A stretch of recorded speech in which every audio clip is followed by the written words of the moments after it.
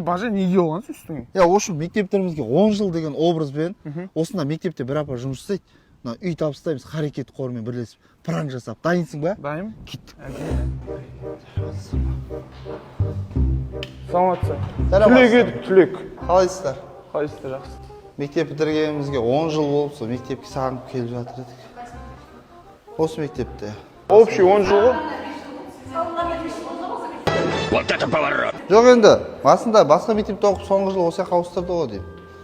9-10. Құсат қой мектеп түсіріп алса. Класстастарға жіберіп.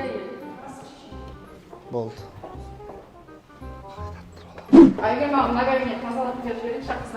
Өзгеріп кетті да мектеп. Іші дейтін, біз оқыған кезде күшті оқып кеткен екен.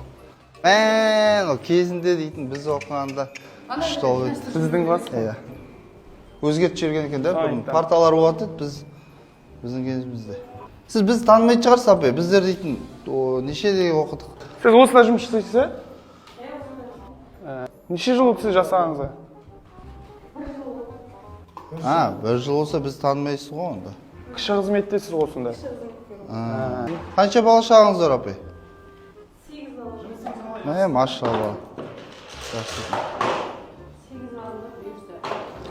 Тек үйде сізде бір адам жұмыс жасайтын. Анда жинауға қойсаңызшы, апай. Апа, құтты болсын, бұл сізге Харекет қорының атынан 1185-ші баспана сізге бұйырды. Құтты болсын. Сізге. Құтты болсын сізге. Харекет қайырымдылық қорының 1185-ші баспанасын Жанбаева Айгүл ханымның отбасына табыстаймыз. Құтты болсын, берекелі болсын. Отбасыңызда тек той болсын.